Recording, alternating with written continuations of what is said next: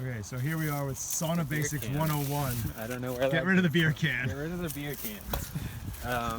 So here's the firebox on the outside. First thing to do is come over here and find your hose. This is crucial for safety. Make sure it's on and there's water pressure and everything's working. Before you even fire it up, I like to just wet the whole area down when it's this dry out, like middle of summer vibe. Just make sure that the ground is all wetted down and everything's nice and wet in this area.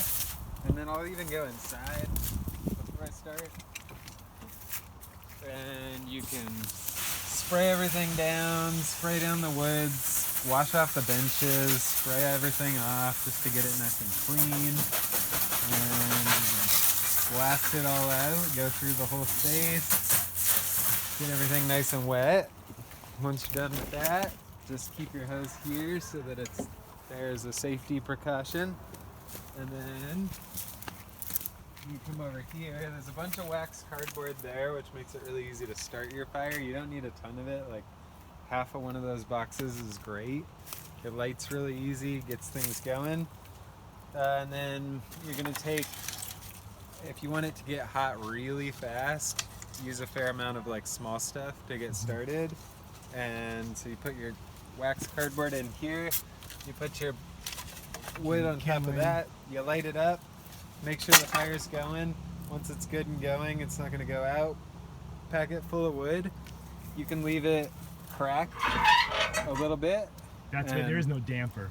Like that is the damper, yeah. If you want it to get hotter faster, leave the door open.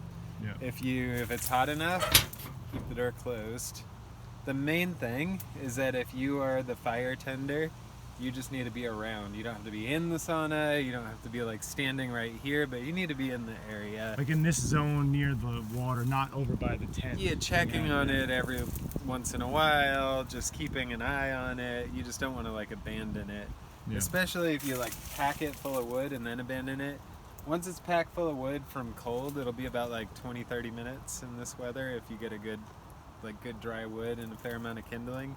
It'll be like 20-30 minutes, it's going to be blazing hot in there. Once it's hot, you don't need to overfire it or you're just going to cook everyone out of there. It's going to be uncomfortable. So if the thing's getting like cherry red, probably keep it packed down. Don't put a packet full of wood. Just throw in a couple logs at a time to keep it at whatever level you want. And that's about it. You can put, should be a bucket around either in there or somebody might have dragged it off around. There's plenty of buckets around. Okay. Fill them up with water. You can sprinkle water on the thing in there. There's not a bunch of rocks in there right now, but it still works the same.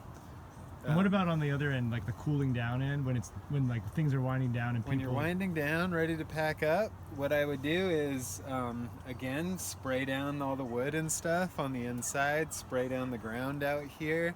Make sure it's not packed full of fresh wood. Once it's like peaked and is cooling down, as long as the door's closed, you've sprayed things down, everything's like moistened a bit, you're fine to leave it.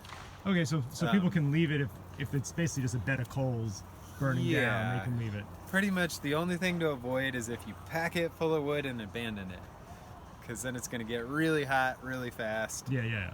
And you want to make sure someone's around in case, I mean, is there a fire extinguisher over here? There is one right there. Oh, yeah. Honestly, the hose is a better bet. Yeah. If the only time things have happened is when it's been abandoned and overfired, like somebody packed it full and then thought, oh, it won't be hot for 2 hours, and then they just left. And forgot.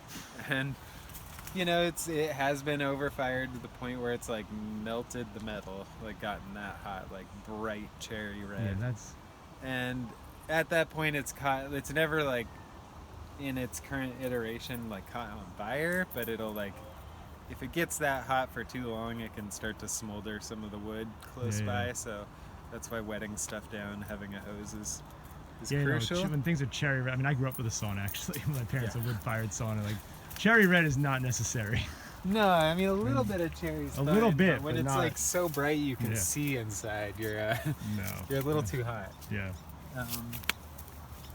And that's about it. Okay. I don't think you really need to know much else. The hose is there. Make sure it's on, pressurized. And what about like overall when they need more wood? You know, I mean, this is enough for tonight. This will be enough tonight. Let me know if you're running low, and I'll bring another pallet out. Okay. Yeah. Because we'll fire it up tonight. Awesome. Do it. Okay. Thank you, man. Enjoy.